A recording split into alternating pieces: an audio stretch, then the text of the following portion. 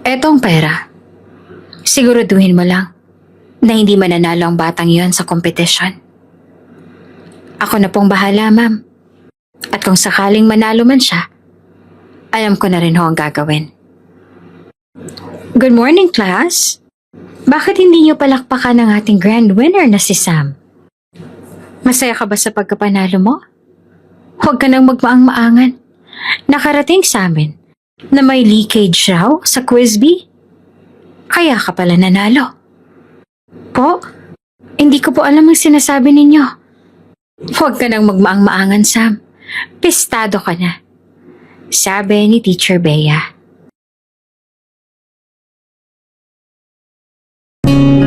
Kung bago ka pa lang sa channel na ito, mga kwento ni Ate Jane, istorya mo, ikwento ko. Huwag kalimutang pindutin ang notification bell at subscribe button. Madilim pa na gumising si Sam. Sa makitid na barong-barong na iyon, wala siyang ibang kasama, kundi ang amoy ng lumang kurtinang nabubulok na. Ang ina niyang si Marites, wala pa rin. Malamang nasa sugalan o nakikisama na naman sa ibang lalaki. Sanay na siya. Tahimik siyang bumangon. Isinuksok ang payat na katawan sa suot na kupas na t-shirt at kinuha ang sako ng mga boteng na ipon niya kagabi. Magaan lang ito ngayon. Kaunti lang kasi ang nakuha niya. Wala siyang pamasahe. Kaya balak niyang maglakad papunta sa junk shop bago pumasok sa klase. Paglabas niya ng pinto, sumalubong ang malamig na hangin at amoy ng tuyong damo. Nakayuko siyang naglakad. Ganoon palagi. Nakayuko, nagmamadali, parang walang makapansin. Ay, si Sam. Narinig yung bulungan ng dalawang tindera. Gabi-gabi na lang nagbabasura. Hay nako, kawawang bata. Pero ewan ko ba, parang wala namang pakialam ang ina niyan. Napakagat siya ng labi. Hindi na siya lumingon. Hindi na bago ang ganitong usapan. Makalipas ang 30 minutong lakad, nakarating siya sa lumang junk shop ni Mang Erning. Oh, Sam, kaunti na naman. Sabi nito habang tinatanggap ang sako. Opo, mahina niyang sagot. Binilang ni Mang Erning ang laman. 5 basyon ng soft drinks, 3 plastic at ilang lumang lata. Umabot lang ng 11 pisong kabuuan. Salamat po, mahinang sabi ni Sam. Mabilis siyang isinuksok sa bulsa ang barya. Baka sakaling kasya ito sa pamasahe pa uwi. Pagsapit ng hapon, umuwi siya bitbit ang lumang bag. Pagbukas niya ng pinto, nadatnan niya si Marites na nakaupo sa silya. Kumakain ng pansit canton kasama ang isang lalaki. Maayos ang suot ni Marites. Bagong blouse, pulang lipstick at hikaw na makinang. Oh, bakit ngayon ka lang? Singhal ni Marites. Hindi ka na nahiya sa bisita ko? Napayuko siya. Nagbenta lang po ako ng bote. Tumawa naman ang lalaki. Humigop ng soft drinks. Ito ba yung anak mo? Hindi umimek si Marites. Maya-maya ay ngumisi ito. Hindi, anak lang yan ang dati naming katulong. Naiiwan dito. Para siyang binuhusan ng malamig na tubig. Kahit ilang ulit nang nangyari iyon, ramdam pa rin niya ang kirot. Hindi siya sumagot. Dahan-dahan siyang naglakad papunta sa gilid ng bahay. Kinuha niya ang walis at sinimulang linisin ang sahig. Habang ginagawa iyon, nag-usap pa rin ang dalawa. Wala ka bang ibang kasama dito? Tanong ng lalaki. Wala, ako lang at yung batang yan. Ginawa ko na lang tagalinis. Sagot ni Marites sabay tawa. Wala siyang reklamo. Wala siyang tanong. Kasi alam niyang walang sasagot. Nang makaalis ang lalaki, lumapit siya sa ina. Mama, pupunta po ako bukas sa eskwelahan. Kailangan po ng bayad sa proyekto. Hindi siya tiningnan ni Marites. Inabot nito ang pitaka. Binuksan, sinilip ang laman. 500 piso ang nasa loob. Pero isinuksok ulit. Wala akong pera. Malamig na sagot. Bahala ka na. Tumango lamang si Sam. Wala siyang inaasahan. Sanay naman na siya. Kinagabihan muling lumabas si Marites. Bago ito pumasok sa tricycle, tumingin saglit sa kanya. Parang may sasabihin, pero umiling lang ito at tumalikod. Mag-isa siyang naupo sa bangkito. Tahimik, walang kahit anong tunog kundi ang huni ng kuliglig at kaluskos ng hangin. Kinuha niya ang sako at inilagay sa tabi ng pinto. Bukas, mag-iipon ulit siya ng bote. Bukas ulit magsisimula ang lahat. Madaling araw pa lang gising na si Sam. Nakaupo siya sa gilid ng banig. Pinagmamasa ng ina niyang si Marites na mahimbing sa lumang sofa. Gulong-gulo ang buhok nito, nakalaylay ang isang kamay sa sahig. Katabi ang basyong bote ng gin. Hindi niya na mabilang kung ilang beses niya nang nakita ang ganitong tagpo. Si Marites na pagod, lasing, malungkot. Kahit paulit-ulit siyang masaktan, hindi niya kayang magalit. Wala siyang ibang pamilya. Si Marites lang ang meron siya. Marahan siyang tumayo at lumapit sa ina. Inayos niyang nakahulog nitong kumot. Saglit niyang hinaplos ang buhok nito bago bumuntong hininga. "Mama," bulong niya. "Balang araw, magiging masaya ka rin." Dahan-dahan niyang kinuha ang palanggana at isinampay sa balikat. Nilapitan niya ang basket ng maruruming damit, mga blouse na amoy pabango, pantalon na may mansya ng sigarilyo, mga panyong basa pa sa luha. Isa-isa niya itong isinilid sa palanggana at lumabas ng bahay. Sa likod, sa tabi ng lumang gripo, sinimulan niyang maglaba. Umuusok pa ang hininga niya sa lamig. Nanginginig ang mga kamay habang ibinababad ang mga damit. Ang ibang bata siguro tulog pa o pinaghahanda ng agahan ng kanilang mga magulang. Ngunit siya, mag-isa, nakayuko sa palanggana. Sinusubukang linisin ang mga bakas ng gabi ng kanyang ina. Kahit ganoon, hindi siya nagrereklamo. May kakaibang kapayapaang dala ang paglalaba. Pakiramdam niya kahit papaano'y may naitutulong siya, kahit hindi iyon napapansin. Matapos ang ilang oras, tinabi niya ang palanggana. Sunod naman niyang pinunasan ang lumang mesa. Tiniklop ang mga dyaryong nagkalat at winalis ang sahig na may balat ng candy at sigarilyo. Tahimik lamang siya. Nasanay na. Lahat ng sulok ng bahay, kabisado niya ang dumi. At lahat ng iyon, siya rin ang maglilinis. Nang matapos, bumalik siya sa mga nilabhan. Isa-isa niyang sinampay ang mga damit. May ingat na hinahaplos ang mga gusot. Kapag natutuyo na ang mga ito, lagi niyang pinaplansya para magmukhang bago. Hindi naman dahil inuutusan siya. Ginagawa niya iyon dahil mahal niya si Marites. Nang sumapit ang 10:00 ng umaga, bumangon na ang ina. Nakasuot ito ng lumang duster, hawak ang maliit na salamin habang nag-aayos ang buhok. "Sam, may pamasahe ka ba?" tanong ni Marites. Malamig ang boses.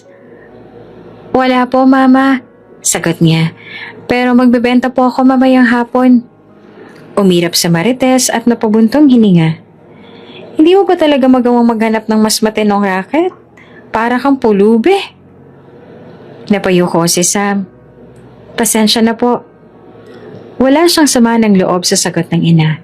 Para sa kanya, normal lang iyon. Alam niyang si Marites sanay sa ginhawa, sanay sa kagandahan. At siya, isa lang siyang batang salat. Palaging marumi, palaging kulang. Pero kahit gaano siya kapulube sa tingin ng iba, hindi niya kayang hindi mahalin ang nanay niya. Nang makaalis si Marites para pumunta sa bahay ng isa sa mga kaibigan nitong may kaya, nagpunta si Sam sa gilid ng bahay. Doon niya itinabi ang kanyang lumang sako at mga basyong bote na ipagbibili mamaya. Pagkaupo niya sa bangkito, kinuha niya ang lumang notebook. Sa bawat pahina, may mga guhit siya. Larawan nila ni Marites na magkasama. May isa siyang iginuhit na eksena. Si Marites na nakangiti, nakaakbay sa kanya at nakasulat sa itaas. "Mahal kita, Mama." Tahimik niyang pinagbasta ng mga guhit. Doon niya inilalabas ang lahat ng hindi niya masabi. Hindi siya magaling magsalita, pero marunong siyang umintindi. Kahit sa sakit, nauunawaan niya kung bakit nagkakaganoon ang kanyang ina. Baka pagod na, baka sawa na, baka talagang wala ng puwang para sa isang batang kagaya niya. Pinunasan niya ang lumang notebook at ibinalik sa ilalim ng lumang aparador. Tanghali na nang bumalik si Marites. May dalang pansit sa plastik. Inalapag niya iyon sa lamesa.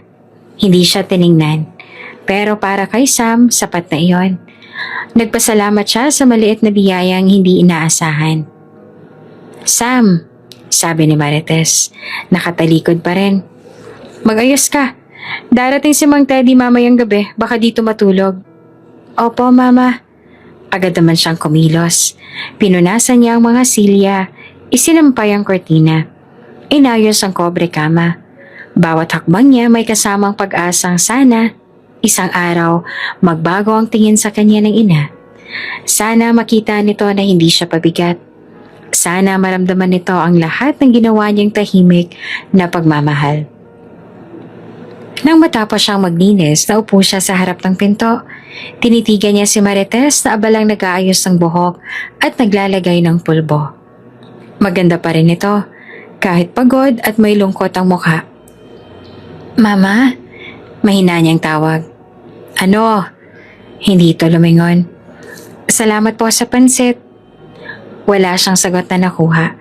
Pero sa kaibuturan niya, umaasa siyang kahit maliit na bahagi ng ina niya, marunong ding makiramdam ng pagmamahal na wala siyang hinihinging kapalit.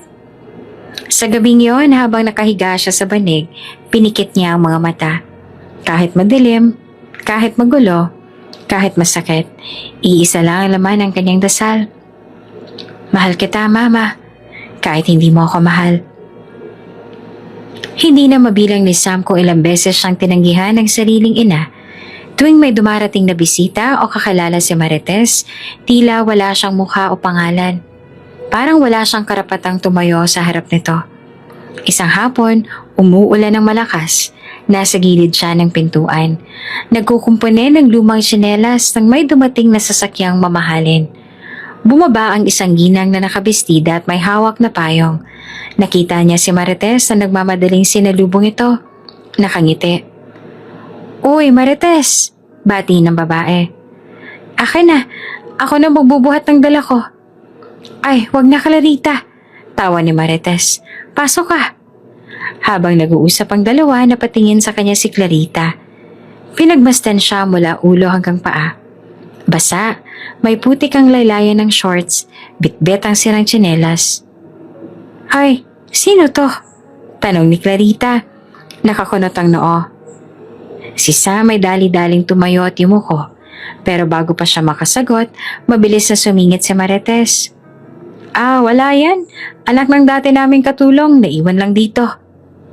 Parang may sumabog na malamig na bagay sa dibdib niya. Kahit hindi iyon ang unang pagkakataon, iba pa rin ang sakit. Gusto sana niyang magsalita. Gusto niyang sabihing anak siya ni Marites, pero alam niyang walang saysay. Sam! Singhal ng ina. Bakit andyan ka? Umalis ka nga muna sa harap? Tumango siya. Dahan-dahang lumayo. Tumalikod siya at naglakad papunta sa kusina. Hindi niya na napigilan ng luha. Pinunasan niya iyon sa laylayan ng kanyang damit. Sa kusina, naupo siya sa bangkito. Nakayuko lamang, tahimik. Naririnig niya ang tawanan ng dalawa sa sala. Parang kutsilyo ang bawat halakhak. Parang ipinapaalala sa kanya na hindi siya bahagi ng mundong iyon. Hindi siya kabilang. Makalipas ang mahigit isang oras, umalis na si Clarita. Nagmamadaling lumabas si Sam para ayusin ang naiwan nitong tasa ng kape. Pero bago siya makalapit, lumingon si Marites at tiningnan siya. Ano ba? Bakit ba palagi kang nakatingin? Para kang tanga. Sabi nito na punong-puno ng irita. Hindi siya sumagot. Yumuko siya, tahimik na pinulot ang tasa. Nang nakatalikod na si Marites, mahina siyang bumuntong hininga. Hindi ba talaga ako anak mo kapag may ibang tao? Tanong niya sa sarili. Ilang araw matapos iyon, dumating naman ang isa pang lalaki. May dalang mga plastik ng pagkain. Mag-aara rin ang suot. Bago pa ito makapasok, lumabas si Marites para salubungin. Oh, sinong batang yan? Tanong ng lalaki na nakatingin sa kanya. Hindi siya makagalaw. Ang mga mata ni Marites ay malamig at matalim. Ayan, anak ng pinsan ko, naiwan mo na rito. Mabilis nitong sagot. Hindi niya alam kung bakit pero tila unti-unting binubura ng ina niya ang pagkatao niya. Para bang wala siyang lugar sa mundong yon. Hindi niya alam kung hanggang kailan siya makakaya tumanggap ng ganito. Kinagabihan habang naglalabas siya ng mga damit ni Marites, napansin niyang basa ang kanyang pisngi. Hindi niya na namalayang umiiyak na pala siya. Mahigpit ang kapit niya sa nilalabang tela. Parang doon niya binubuhos ang lahat ng hinanakit. Bakit ganito? Mahinang tanong niya. Bakit kahit isang beses hindi mo ba lang ako maipakilalang anak mo? Hindi sumagot ang hangin. Hindi sumagot ang dilim. Tahimik ang paligid. Pero sa dibdib niya, parang may bumabasag. Bawat araw na lumilipas, palala ng palala ang sakit. Isang beses habang naglalakad siya pa uwi mula sa pagbibenta ng bote, nadaanan niya ang isang mag-ina. Nakaakbay ang babae sa batang halos kasing edad niya. May hawak silang bag ng tinapay. Tuwang-tuwa ang bata habang kinukwento ang nangyari sa eskwela. Nakangiti naman ang ina, nakikinig. Napahinto siya. Parang may tumusok sa puso niya. Inabot niya ang likod ng palad para punasan ang sariling luha. Ilang saglit pa naglakad siyang muli. Mas mabigat ang hakbang kaysa dati. Pagsapit sa bahay, natatan niyang wala si Marites. Alam niya na, malamang nasa sabungan o sugalan. Nag-iwan lang ito ng 3 barya sa lamesa. Wala malang sulat, wala malang kahit kumain ka o mag-ingat ka. Lumapit siya sa lumang aparador at kinuha ang kanyang notebook. Binuklat niya iyon sa pahina kung saan iginuhit niya ang isang eksena. Siya at si Marites na magkahawak kamay sa harap ng bahay. Nilagyan niya ng pamagat. Pamilya. Dahan-dahan niyang isinara ang notebook at itinabi. Nakayuko siya. Pinipigil ang iyak. Pero kahit anong pigil niya, tumutulo pa rin ang luha. Sa gabing yon, habang nakahiga sa banig, mahigpit ang yakap niya sa lumang kumot. Nakapikit ang mga mata, pero gising ang isip. Bakit hindi mo ako kayang mahalin? Tanong niya sa dilim. Hindi siya umaasang may sasagot, pero sa pusong wasak na, minsan kailangan lang niyang itanong para kahit papaano maipaalam sa sarili niya na hindi siya bato. Na nasasaktan siya. Natao rin siya. At doon sa gitna ng katahimikan, unti-unti siyang nakatulog. Ngunit kahit sa panaginip, hindi siya pinayapa. Sapagkat wala nang mas masakit pa sa anak, nasabik sa pagmamahal, pero hindi kayang tanggapin ng ina. Sa bawat araw na lumilipas, mas lalo lamang tumitindi ang gutom ni Sam. Hindi lamang sa pagkain kundi sa pag-asa. Pero kung may isang bagay na hindi kailanman naagaw sa kanya, iyon ay ang talino. Para kay Sam, ang pag-aaral ang tanging daan palabas ng maruming mundong kinasasadlakan niya. Pumapasok siya araw-araw sa klase, bitbit ang luma at kupas na bag na punong-puno ng gamit na papel at lapis na halos wala ng pambura. Kung tutuusin, wala naman siyang dahilan para magsikap. Hindi siya minamahal ng ina. Wala siyang inaasahang gantimpala. Pero sa puso niya may matigas na tinig na palaging umuukil-kil. Kaya mo to. Hindi ka habang buhay mahihirapan. Isang umaga dumating siya sa silid-aralan bago pa man dumating ang ibang mga kaklase. Tahimik siyang umupo sa pinakahuling silya. Inabot ang kanyang kwaderno at nagsimulang magbasa. Makalipas ang ilang sandali, pumasok si Teacher Myra. Mapagmatsyag ang mga mata nito. Pero kapag si Sam ang nakikita, palaging lumalambot ang tinig. Sam, tawag ni Teacher Myra. Nakuha mo na ba ang test paper mo kahapon? Napatingin siya. Opo, ma'am. Magaling ka naman. Sabi nito na may ngiting totoo. Perfect ka na naman sa math. Napayuko siya. Nagkunwaring abala sa kanyang bag. Nahihiya siya kapag pinupuri. Sanay siya sa pandalait, pero hindi sa papuri. Keep it up, ha? Sabi ni Teacher Myra bago nagpatuloy sa pagsusulat sa pisara. Habang tumatagal, napapansin ng buong klase na palaging mataas ang marka ni Sam. Kapag may pagsusulit, siya ang una sa listahan ng may pinakamataas na score.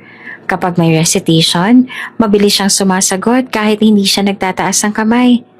Doon nagsimula ang matinding pagkainis ni Teacher Bea, isang gurong kilalang pabor sa mga batang anak ng politiko o negosyante. Si Teacher Bea ang klase ng guro na may paborito at may kinaiinisan. At simula nang umangat na si Sam, naging malinaw kung sino ang kinaiinisan niya. Sam, tumayo ka, ugtos ni Teacher Bea. Minsang ipinamimigay ang test papers. Dahan-dahan siyang tumayo at tumawag sa lumang bag. Tingnan niyo, class, sabi ni Teacher Bea na malamig ang tinig. Si Sam na naman ang pinakamataas. Pero huwag kayong masyadong humanga. Hindi lahat ng matataas ang score ay talagang magagaling. Tumahimik ang buong klase. Naramdaman niyang lahat ng mata ay nakatutok sa kanya. Bumilis ang pintig ng tibtib niya. Kasi, dagdag pa ni Teacher Bea, may ibang bata na alam mo na, baka may ibang paraan para makuha ang sagot. Napalunok si Sam. Gusto niyang magsalita, pero wala siyang boses. Bumalik ka na sa upuan mo, sabi ni Teacher Bea, sabay hagis ang papel niya sa mesa. Tahimik siyang umupo, pilit niyang itinago ang nangingilid na luha. Nang uwian habang pinupunasan niya ang kanyang lumang sapatos, nilapitan siya ni Teacher Myra. Sam, huwag mong intindihan si Ma'am Bea ha, mahinahong sabi nito. Alam kong ikaw ang gumagawa ng lahat ng sagot mo. Tumango naman siya. Pero kahit anong paliwanag, ramdam niyang mabigat sa dibdib ang mga paratang. Kinabukasan, dumating siya sa klase na maaga ulit. Pinilit niyang hindi magmukhang apektado. Sinimulan niya ang araw na parang wala siyang narinig kahapon. Pero alam niya, hindi matatapos ang pang-aapi. Kapag tumataas ka, lalo kang tinutulak pababa. Habang nagaganap ang klase, narinig niya ang bulungan ng ilan. Yabang kasi ni Sam. Hindi naman siguro siya matalino talaga. Anak lang siya ng katulong tapos magaling? Imposible. Masakit pakinggan, pero hindi siya nagpakita ng kahinaan. Umupo siya ng tuwid, tumingin sa pesara at tahimik na nagbasa. Sa isip niya, iisa lang ang paniniwala. Hindi siya susuko. Nang matapos ang klase, pinuntahan siya ni Teacher Myra. Sam, gusto mo bang sumali sa quiz bee? Ilalaban kita. Napatingin siya, namilog ang mga mata. Ako po? Oo, nakatingiti si Teacher Myra. Ikaw ang pinakamatalino dito, sayang kung hindi ka sasali. Hindi naman agad siya nakasagot. Hindi pa siya kailanman naimbitahan sa ganoong pagkakataon. Kaya sa unang pagkakataon, may nagbigay sa kanya ng tiwala. Hindi dahil sa awa, kundi dahil sa galing niya. Opo, ma'am. Mahina pero matatag niyang sagot. Salamat po. Pag-uwi niya ng araw na iyon, bitbit niya ang maliit na karangalan. Hindi iyon medalya o pera, pero para kay Sam, napakalaki ng halaga ng tiwalang iyon. Sa kabila ng lahat, may isang taong nakakita ng tunay niyang kakayahan. Sa harap ng kanilang lumang bahay, huminto siya at huminga ng malalim. Hindi siya kayang wasakin ng inggit o pangmamaliit. Dahil kahit bata siya, alam niyang hindi siya bastang sumusuko. Lumipas ang mga araw, lalo lang tumindi ang kaba sa maliit na paaralan. Lahat ay abala sa paghahanda para sa quiz bee. Ang paligsahan na taon-taon pinapanood ng buong barangay. Ang mga magulang ay nagtutulungan, ang mga guro palaging nagpupulong. Si Sam ay tahimik lamang. Kapag uwian, diretso sa sulok ng silid-aralan, hawak ang lumang aklat na ibinigay ni Teacher Myra. Walang makapapantay sa saya niya tuwing nai-imagine na tatayo siya sa entablado. Mag-isa, haharap sa tanong na magtatakda kung sino ang pinakamagaling. Hindi niya alam na sa likod ng lahat ng paghahandang iyon, may kasunduan ng pinaplansya para itapon ang lahat ng pinagharapan niya. Isang gabi sa loob ng barong-barong nilang amoy sigarilyo at lumang sabong panlaba. Tahimik na nagkakape si Marites habang binabasa ang lumang dyaryo. Biglang may kumatok. Hindi siya agad tumayo. 3 katok ang lumipas bago niya ito pabuksan. Sa labas nakatayo si Mrs. Clarita de la Torre. Nakaputing blouse na mamahalin. May gintong hikaw at may matalim na titig. May hawak itong envelope na makapal. "Magandang gabi," bati ni Clarita. Wala man lang ngiti sa mukha. "Pasensya na kung gabi na ako nakadalaw. Pero alam mo naman, busy ang asawa ko."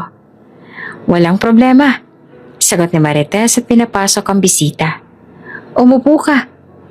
Pagpasok nila sa sala, marahang isinara ni Marites ang pinto. Ibinaba ni Clarita ang envelope sa mesa, tsaka dumiretso sa upuan. Saglit silang nagtitigan. Halatang hindi ito ang unang beses silang magkaharap. "Kamusta naman ang anak mo?" tanong ni Clarita. "Si Sam, tama?" "Oo. Ayos lang, wala naman," sagot ni Marites sabay irap. "Ayun, nag-aaral. Nagkukunyaring matalino." "Hindi lang pala nagkukunyari," sabi ni Clarita na malamig ang tinig. "Balita ko, siya raw ang representative ninyo sa quiz bee." Saglit na nagbagong mukha ni Marites. Hindi niya maipaliwanag kung tuwa ba iyon o inis. "Oo raw, sabi ng teacher, matalino raw eh. Ewan ko." "Hindi na ako magpapaligoy-ligoy pa," sabi ni Clarita at itinulak papalapit ang envelope. "Alam mo ang anak ko si Patricia at hindi ko hahayaang mapahiya siya." Tumaas ang kilay ni Marites. "Anong pinupunto mo?" "Ipatalo mong bata mo," sabi ni Clarita. "Gawin mong desente, huwag masyadong halata. Maliit lang ang hinihingi ko. Konting kahihiyan lang para sa anak mo. Kapalit ng kaginhawaan mo." Tahimik si Marites. Tinitigan niya ang envelope na mukhang may lamang pera. Parang may bumubulong sa kanya na tanggapin iyon. Pera na hindi niya kailangang pagtrabahuhan. Pera na hindi kailangang ipaliwanag. "Magkano yan?" tanong niya na walang kahit anong pagpapanggap. 10,000, malamig na sabi ni Clarita. "Kaya ko pang dagdagan kapag maayos mong nagawa." Napahawak si Marites sa dibdib. Kunwari nagdadalawang isip. Pero sa loob-loob niya, wala nang pag-aalinlangan. Mula pagkabata alam niyang pera ang tunay na kapangyarihan. Sa dami ng gabi niyang ginugol sa sabungan at sugalan, wala nang mas mahalaga sa kanya kundi mabayaran ng mga utang at mabili ang pangangailangan. Paano gusto mong mangyari?" tanong ni Marites. Pilit pa rin ang seryoso. "Simple lang," tugon naman ni Clarita. "Sa final round, huwag mong pag-aralin ng maayos o kaya siguraduhin niyang hindi alam ang ibang tanong. Kung sakali mang manalo siya, alam mo na ang kapalit. Hindi ko na kailangang banggitin." Tumango si Marites. Tinapik niya ang envelope. Parang sinasalat ang bigat nito. Mabigat sa konsensya? Hindi. Mabigat dahil puno ng perang hindi niya akalaing darating sa kanya ng isang gabi lang. "Sigurado ka bang walang iba makakaalam?" tanong niya na mahina ang boses. "Sigurado," sabi ni Clarita. "Kapag may nakaalam, edi pareho tayong tapos." Maya-maya, kinuha na ni Marites ang envelope at itinago sa ilalim ng lumang aparador. Wala siyang pakialam kung saan galing, kung kanino galing, o kung anong kahihiyan ng kapalit. Ang mahalaga, may pera siya sa kamay. Pag-alis ni Clarita, tahimik si Marites na naupo. Ilang sandali pa ngumiti siya. Ngiting matagal na hindi lumalabas sa mukha niya. 10,000? Bulong niya. Sa wakas. Habang iniikot niya ang laman ng bag, hindi niya napansin si Sam na nakasilip sa labas ng bintana. Hawak ang lumang notebook at libro. Hindi niya alam ang tunay na pinag-uusapan. Hindi niya alam na simula pa lang ito ng lalong malalim na sugat. Ang alam lang niya, masaya ang nanay niya sa hindi niya alam na dahilan. At sa tahimik na gabing yon, habang si Marites ay abala sa pagbibilang ng pera, tahimik ding umupo si Sam sa labas. Nakatingala siya sa buwan. Bitbit ang aklat ng pangarap niya. Wala ni kaunting ideya kung gaanong kabilis babagsak ang munting mundo niya. Gabi na pero hindi pa rin makatulog si Sam. Kanina pa siyang nakahiga sa banig. Nakatalukbong ng lumang kumot habang pinakikinggan ang bawat yapak ni Marites sa sala. May kakaiba sa kilos ng ina niya ngayong gabi. Parang magaan ang loob. Parang may inaasahan. Bukas, mababayaran ko na rin yung utang ko kay Linda. Narinig niyang bulong ni Marites habang nag-aayos ng bag. Baka makabili na rin ako ng bagong cellphone. Saglit na nagtaka si Sam. Saan galing ang pera? Ilang linggo na halos wala silang bigas. Lahat ng kita niya sa pagbebenta ng bote, kulang pa nga sa pamasahe. Tahimik siyang bumangon. Dahan-dahan niyang sinilip si Marites mula sa siwang ng kortina. Nakita niyang binubuksan nito ang envelope na inaabot kanina ni Clarita. Isa-isang binilang ang mga perang papel. May ngiti sa labi na matagal niya nang hindi nakikita. Mabuti na lang, sabi ni Marites. Mabuti na lang talaga at pumayag ako. Napakunot ang noo ni Sam. Pumayag saan? Hindi niya alam kung saan nanggagaling ang lakas ng loob, pero lumabas siya sa kortina at marahang lumapit. Mama, nagulat naman si Marites. Agad nitong itinago ang envelope sa ilalim ng upuan. Anong ginagawa mo riyan? Matulog ka na. Anong pinayagan mo? Tanong niya nang mahina ang tinig pero nanginginig ang dibdib. Hindi naman agad sumagot si Marites. Tumalikod ito at kunwaring nag-aayos ng mga basyo ng bote. Pero kahit hindi ito nagsasalita, ramdam na ni Sam na may mali. Mama, sabihin mo sa akin. Pakiusap niya, halos pabulong. May kinalaman ba yan sa quiz B? Nang marinig ang salitang yon, biglang umikot si Marites. Galit ang mukha. Namumula ang pisngi. Ano bang alam mo, ha? Wala kang pakialam. Mama, kasi narinig ko kayo kagabi. Tuloy-tuloy ang kanyang tinig kahit nanginginig. Narinig ko si Ma'am Clarita. Narinig ko na gusto nilang matalo ako. Natahimik si Marites. Ilang segundo silang nagtitigan hanggang sa unti-unting lumambot ang balikat nito. Parang napagod. Sam, intindihin mo. Hindi mo kailangan yung paligsahan na yan. Hindi naman tayo mayaman. Ano yung mapapala mo sa panalo? Pangarap ko po. Pabulong niyang sagot. Pangarap ko po iyon. Napailing si Marites. Nagpigil ng ines. Pangarap? Pangarap mong ipahiya ang anak ng mayaman? Pangarap mong ipamukha sa lahat na mas magaling ka sa kanila? Hindi mo naiintindihan. Kapag natalo ka, tapos na. Kapag nanalo ka, lalong magagalit ang mayayaman sa atin. Ayoko ng problema, no? Lumapit si Sam. Nanginginig ang kamay. Pero mama, kung hindi ako lalaban, parang ipinagkanulo ko na rin ang sarili ko. Napalunok si Marites. Tahimik, parang sinuntok ng katotohanan. Pero sa huli, umiling lang siya tumalikod. Bahala ka, mahinang sabi. Kung gusto mong magmukhang tanga sa entablado, ikaw ang bahala.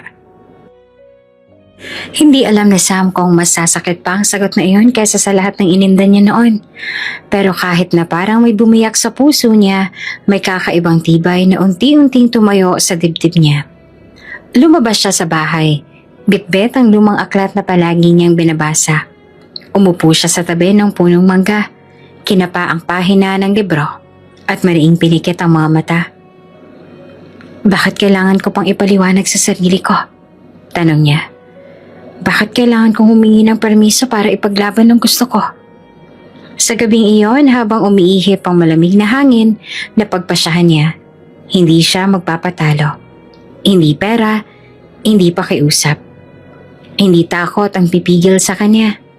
Kung matatalo siya, lalaban siya ng patas.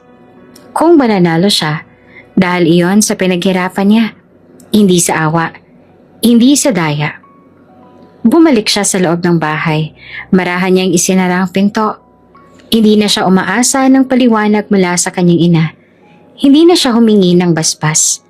Ang kailangan niya lang ay ang sarili niyang paninindigan. Kinabukasan, maagang pumasok si Sam.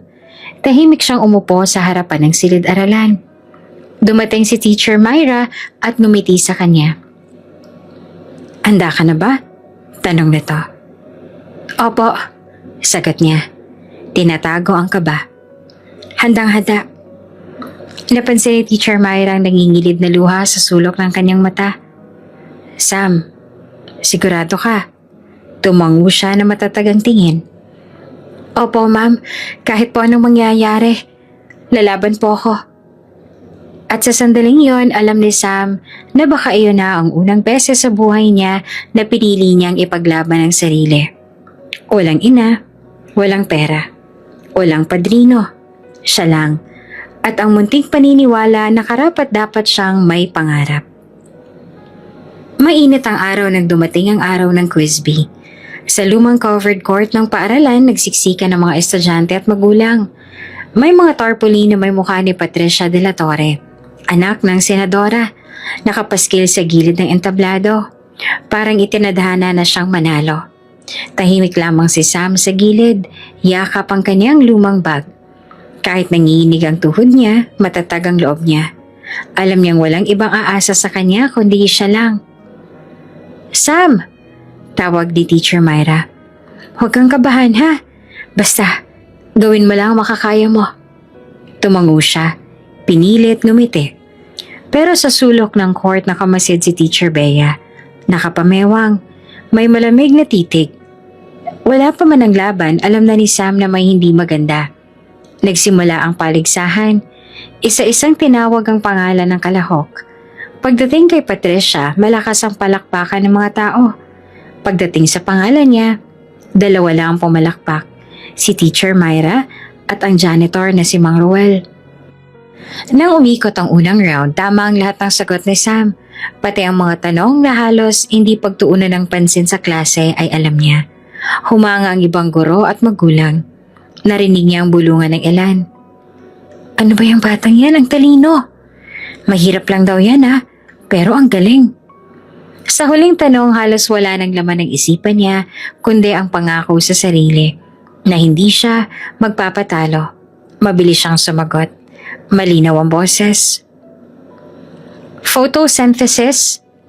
Napatingin sa kanya ang tagapamahala ng paligsahan. Tumango ito at ngumiti. "Tama." Humagalpak ang palakpakan. Hindi niya namalayang tumulo ang luha niya. Sa unang pagkakataon, naramdaman niya na may saysay ang lahat ng paghihirap niya. Pagkatapos ng awarding, inabot sa kanya ang medalya. Hindi niya inasahang mabigat ito. Hindi sa bigat ng bakal kundi sa bigat ng tagumpay na binuo ng gutom, pagod at pagtitiis. "Sam!" sigaw ni Teacher Myra, yumakap sa kanya. "Ipinagmamalaki kita." "Salamat po." Halos wala siyang boses. "Salamat po talaga." Ngunit hindi lahat na masaya sa panalo niya. Habang lumalabas siya sa court, nakita niya ang nakatayo si Teacher Bea. Nakasandal sa poste, nakakunot ang noo. Ang mga mata nito ay punong-puno ng galit. Kinabukasan, maaga siyang pumasok sa klase. Nakasuot pa siya ng medalya. Hindi dahil nagyayabang kundi dahil wala siyang ibang ligtas na lugar na paglalagyan nito. Tahimik siyang umupo sa silya. Pero bago magsimula ang klase, biglang bumagsak ang tinig ni Teacher Bea. "Sam, tumayo ka." Dahan-dahan siyang tumayo. Pinipigilan ang kaba. "Pakita mo sa klase ang medalya mo." Sabi nito na malamig ang boses. Ipinakita niya. Nanginginig ang kamay. "Magaling ah?" Sarkastikong sabi ni Teacher Bea. "Nag-practice ka talaga." Tahimik ang buong silid. Walang gustong magsalita.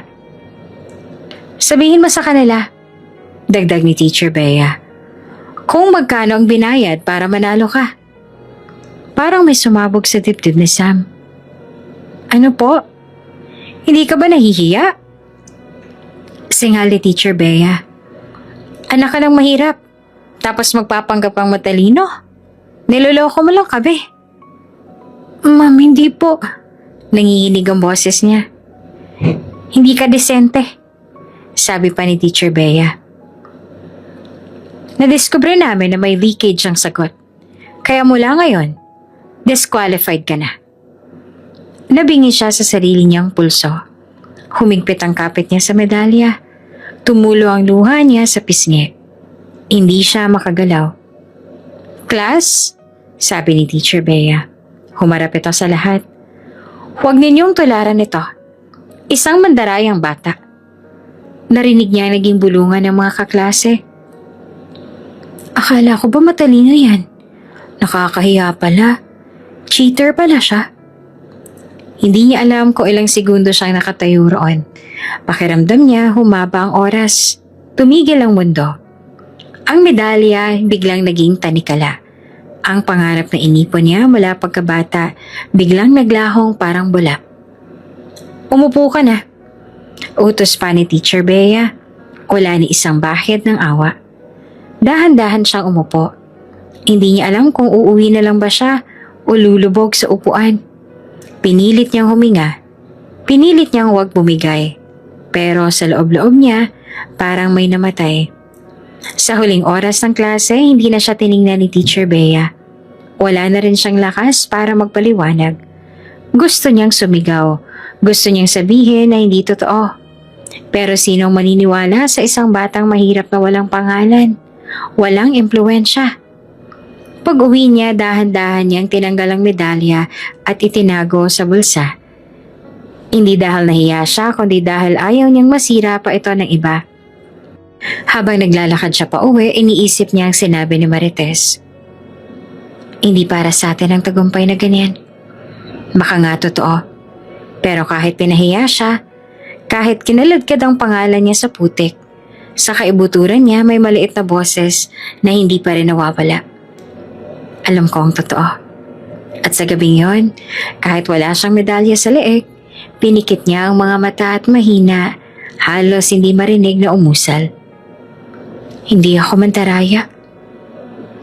Sa araw na yon ng iskandalo, walang ibang naiwan si Silid kundi si Teacher Myra. Nakaupo siya sa mesa.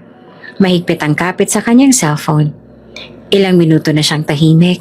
Paulit-ulit na pinakikinggan ang recording na mula pa sa gabing kinausap ni Clarita si Marites.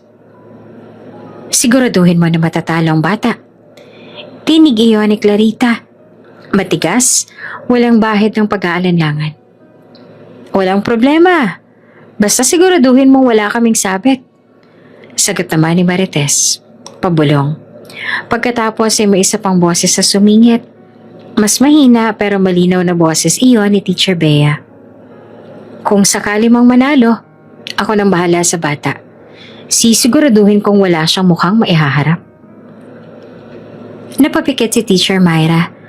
Sa bawat ulit niya ng pakikinig, parang tinutusok ang konsensya niya. Hindi siya sanay makaalam sa intriga. Hindi siya sanay makipaglaban sa kapwa guro.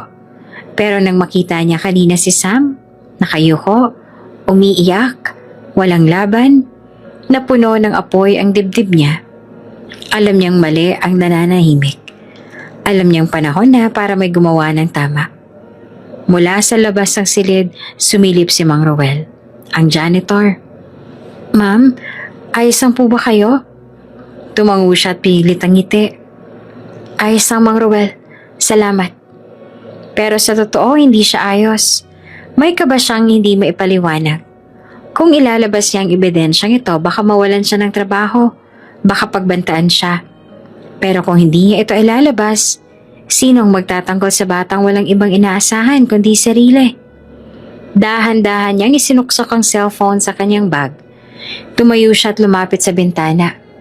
Mula roon, tanaw niya si Sam sa labas. Nakaupo sa peraso ng semento. Hawak ang medalya na parang basura. Hindi siya makatingin ng diretsyo. Hindi niya matanggap na parte siya ng paaralang tumapak sa isang batang wala namang ginawang masama. Panginoon, bulong niya. Gabayan mo po ako. Nang sumunod na araw, nagpunta siya sa opisina ng principal. Bitbit niya ang bag na may cellphone. Pero sa huling sandali, hindi niya binuksan ang recording. Hindi pa ito ang tamang oras. Ma'am Myra, sabi ng principal, Nakakunot ang noo. Narinig ko na raw ang balita.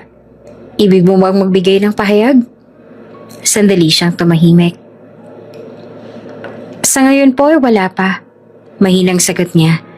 Kailangan ko pa pong mag-ipon ng lakas. Baka gusto mong iwasan muna ang gulo, sabi ng principal. Ayoko madamay ka kung sakali. Salamat po sa malasakit, sagot niya naman. Pero may mga bagay pong hindi pwedeng palampasin. Paglabas niya ng opisina, nakasalubong niya si Teacher Bea. Mataas ang noon nito, nakapamewang, parang may sariling korona. Kau na naman, sabi pa ni Teacher Bea na malamig ang boses. Ano? Ipagtatanggol mo ang batang yon? Nagmamagaling ka ba? Hindi siya umimik. Tiningnan lang niya ito ng tuwid. Hindi niya na kailangang magpaliwanag sa taong kayang sakta ng inosente. Wala ka mapapala, dagdag pa ni Teacher Bea. Ganyan din ako dati. Idealistic. Hanggang sa natutunan kong wala ka namang mararating kung hindi ka magaling makisama. Hindi niya sinagot. Tahimik siyang lumakad palayo. Pero sa dibdib niya, may nagliliyap. Hindi takot, kundi determinasyon. Pagdating sa faculty room, inilabas niya ang cellphone at headset. Isa-isa niyang muling pinakinggan ang buong usapan.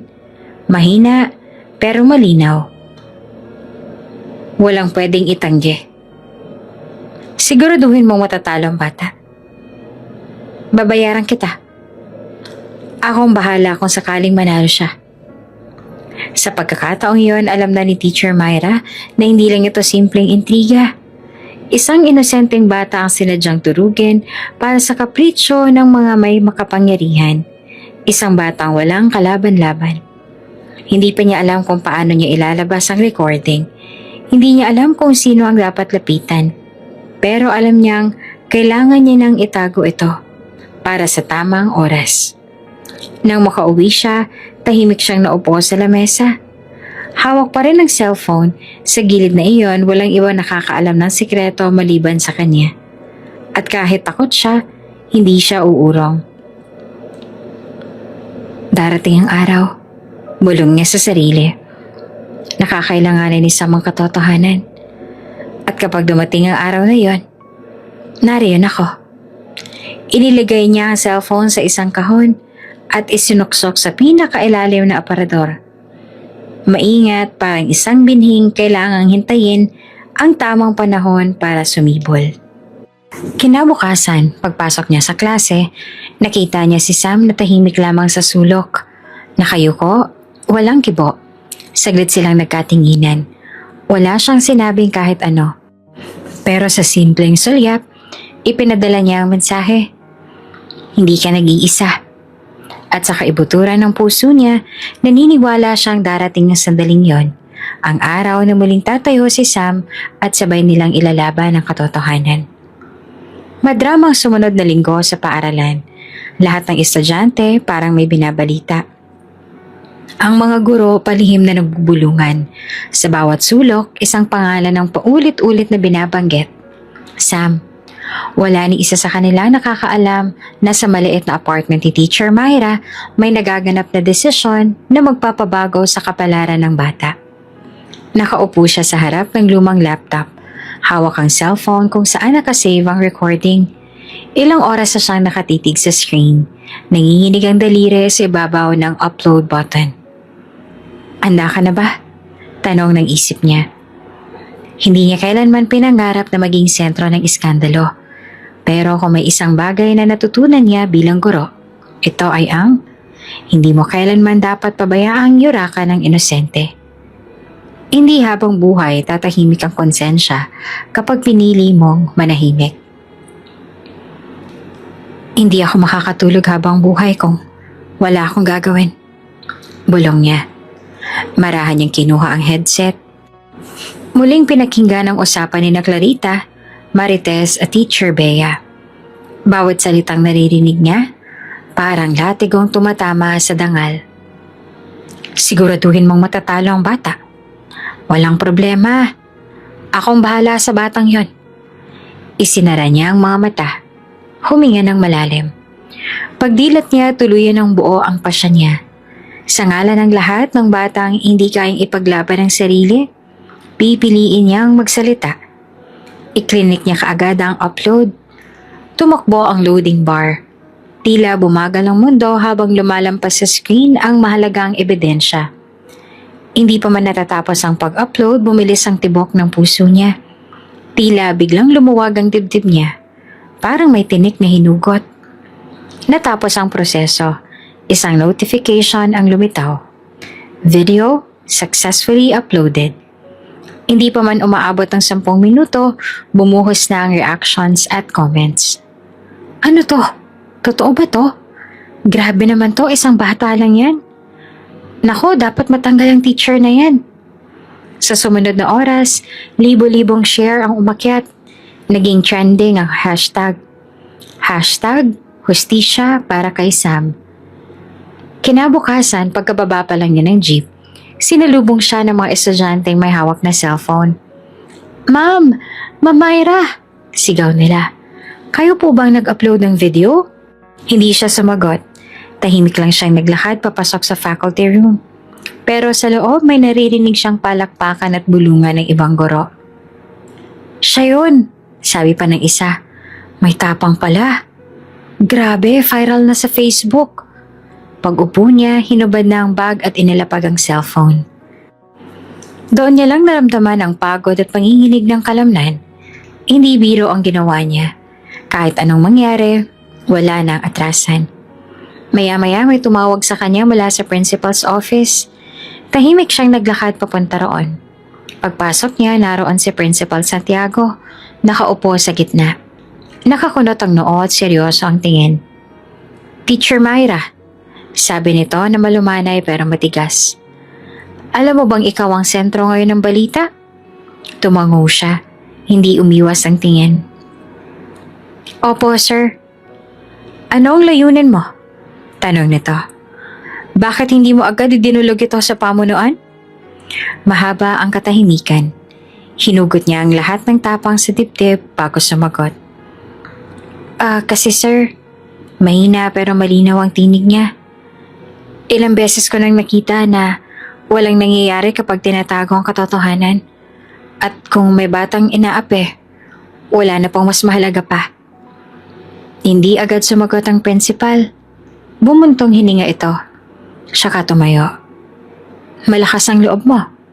Pero handa ka ba sa gulo? Handa po. Sabi niya at mariing tumango.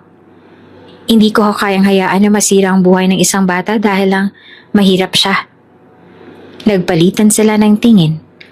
Walang binitawang salita si Principal Santiago. Pero sa halip, tumango ito. Waring may paggalang na sa kanyang tapang. Paglabas niya ng opisina, nasalubong niya si Teacher Bea sa pasilyo. Namutla ito. Nanginginig ang mga labi. Anong ginawa mo? Singhal nito. Hindi siya umimik. Tumingin lang siya ng diretsyo. Walang takot. Ilang saglit pa umiwas si Teacher Bea. Mabilis na lumakad palayo. Sa kalsada sa labas ng paaralan, abala ang mga reporter. May mga cameraman na nag-aabang. May mikroponong may logo ng isang TV network. Lahat gustong makapanayam ang batang si Sam. At sa gilid ng lumang gate, naroon si Sam. Nakaupo sa semento, yakap ang lumang bag. Naguguluhan. Takot pero sa unang pagkakataon, may mga taong lumalapit. Hindi para husgahan siya, kundi para tanungin ang kanyang panig. Sam! Sigaw ng reporter. Gusto ko lang naming marinig. Hindi siya sumagot, pero sa mga matang nangingilid ang luha, alam ni Teacher Myra na ramdam ni Sam may nagtatanggol sa kanya. Sa araw na iyon, naging laman sila ng balita. Naging usap-usapan ng buong bayan. At habang tumatagal, dumarami ang taong naniniwalang hindi dapat maliitin ng isang batang mahirap. Sa wakas, may liwanag ng sumilip sa mundong dati, puro dilim lang alaman. Sa isang mataas na gusali sa Makati, tahimik na nakaupo si Mr. Lucas Villarosa sa malawak na opisina. Malaking pintana ang nakapaligid. Tanaw ang mga ilaw ng lungsod. Isang flat screen TV ang nakakabit sa pader. Bukas ang balita. Isang batang mahirap ang naging biktima di umano ng sabwatan at paninira mula sa guro at pamilya ng mayayaman. Marahan niyang ibinaba ang hawak na dokumento. Matalim ang kanyang tingin sa screen. Kita roon ang maamong mukha ni Sam. Payat, magulo ang buhok. Nangingilid ang luha habang tinatanong ng reporter. Bakit parang kilala kong mukhang yan? Nilakasan niya ang volume. Lumapit siya sa TV. Pinagmasdan ang bawat detalye ng bata. Ang hugis ng mata, ang guhit ng kilay, ang ilong. Lahat pamilyar. Parang multo ng isang batang nakita niya na noon pero hindi na bumalik. Maya-maya lumitaw ang mukha ng ina ni Sam, si Marites. Doon siya napahawak sa sandalan ng silya. Hindi siya maaaring magkamali. Ilang taon na nakalilipas, siya mismo ang naganap ng surrogate mother at isa na si Marites sa mga aplikante. Pero sa huling sandali, umurong ito. Dala raw ng takot at pangambang hindi makasunod sa mahigpit na health protocols. Marites, mahina niyang bulong. Ikaw nga. Bumalik sa alaala niya ang mga araw na desperado siyang magkaroon ng anak. Ilang taon siyang naubos sa pag-asa, doktor at legal na proseso. Noong sumuho siya, iniisip niya wala na siyang karapatang maging ama. Ngunit ngayong nakikita niya ang batang iyon sa telebisyon, may tanong na unti-unting nabubuo sa isip niya. Paano kung natuloy pa rin palang pagbubuntis kahit hindi na kami nagkasundo? Tumunog ang intercom. Sir, sabi ng sekretarya, nariyan na po si Attorney Fentebella. Mamaya, malamig niyang sagot. Dahan-dahan siyang naupo, hawak pa rin ang remote. Pinindot niya ang pause sa frame kung saan tanaw ang mukha ni Sam. Iyon takot, pero matapang natingin. Hindi niya maipaliwanag, pero may bigat sa dibdib niya na tila humihila pabalik sa nakaraan. Kinuha niya ang cellphone at tinawagan ng isa niyang tauhan. Hanapin mo ang lahat ng impormasyon tungkol sa batang yan. Utos niya. Pangalan niya, Samuel. Hanapin mo kung kailan siya ipinanganak. Sir, baka matagalan po kung ngayon din. Matigas yung tinig. Hindi bukas. Pagkababa ng tawag, marahan siyang sumandal. Pinikit niya ang mga mata. Bumalik sa isip niya ang mukha ng kanyang namayapang asawa, si Ana. Noon, magkasabay nilang pinangarap na magkaroon ng anak. Kaso, bago pa matuloy ang proseso, kinuha na ito ng sakit. Naiwan siyang mag-isa. Bit-bit ang walang katapusang tanong kung may karapatan pa siyang magmahal at bumuo ng pamilya. Tumulo ang luha sa sulok ng kanyang mata. Hindi niya napansin. Muli niyang tiningnan ang screen. Sam, bulong niya. Ikaw ba? Sa di kalayuan, pumasok si Attorney Fentebella. Sir, may dalawa pong kontratang kailangang pirmahan. Isantabi mo muna. Sagot niya at hindi inalis ang tingin sa TV. May problema po ba? Hindi siya sumagot. Dahan-dahan niyang pinahid ang pisngi. Noon lang siya muling nakaramdam ng ganitong uri ng kaba. Hindi takot sa negosyo o pagkalugi, kundi takot na baka mabigo ulit. Attorney, mahina niyang sabi. Kung sakaling may posibilidad na may anak ako, gamit ang surrogate, anong pinakamabilis sa paraan para malaman ko ang katotohanan? Nagulat ang abogado. Sir, DNA test. Maganda ka. Kailangan makausap ang batang ito. Opo, sir. Ano hong dahilan ng sasabihin natin? Marahan siyang huminga. Sabihin mong may magpapa-scholarship. Ayokong biglain. Tumango si Attorney Fentebella, tahimik na lumabas.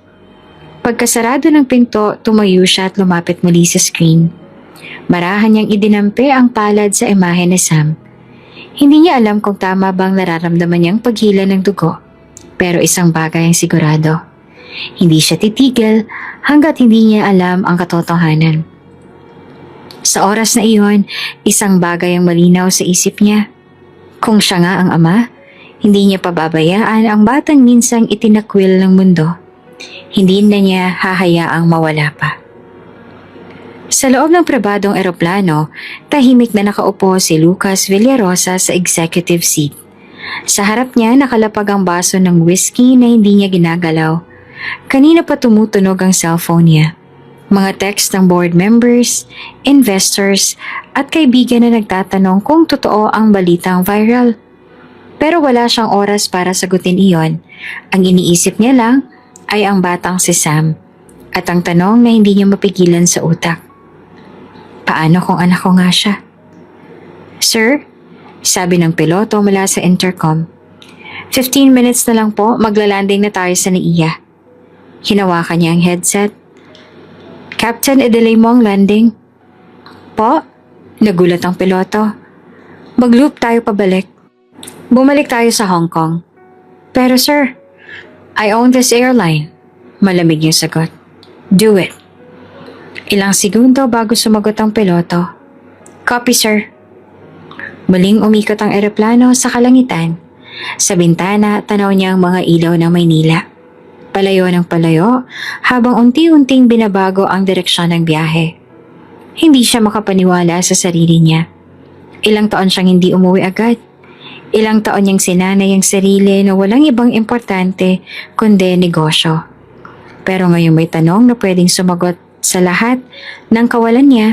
Hindi siya makatulog hanggat hindi ito nalalaman. Maya-maya ay pumasok si Attorney Pentevella sa cabin. May hawak na folder. Sir, ito na po ang preliminary report.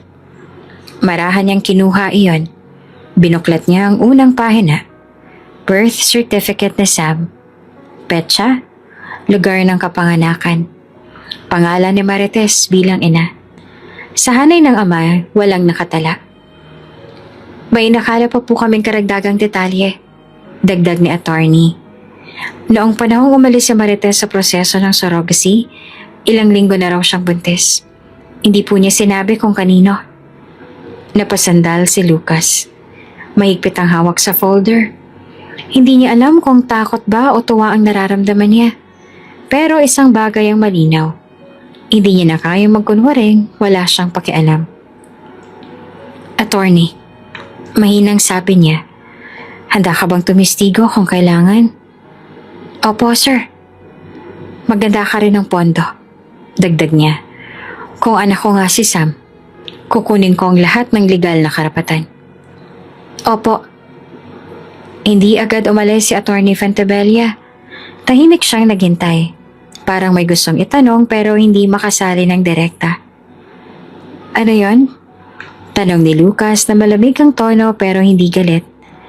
Sir, sigurado po ba kayo? Ang ibig kong sabihin, handa po ba kayong aminin ito sa publiko? Tinitigan niya ito ng diretsyo. Kung anak ko siya, walang dahilan para itago ko. Sa kaibuturan niya, alam niyang wala na siyang ibang hihilingin kundi ang pagkakataong maitama ang pagkukulang ng nakaraan. Ilang taon niyang pinaniwala ang sarili na wala siyang karapatang maging ama. Pero ngayon, kung binigyan siya ng Diyos ng pangalawang pagkakataon, hindi niya ito tatalikuran. Anong plano niyo, sir? Tanong ng abogado. Ipabigay ang scholarship offer. Ipaabot sa kanyang ina na may gustong kumausap sa kanila. Saglit siyang tumigil.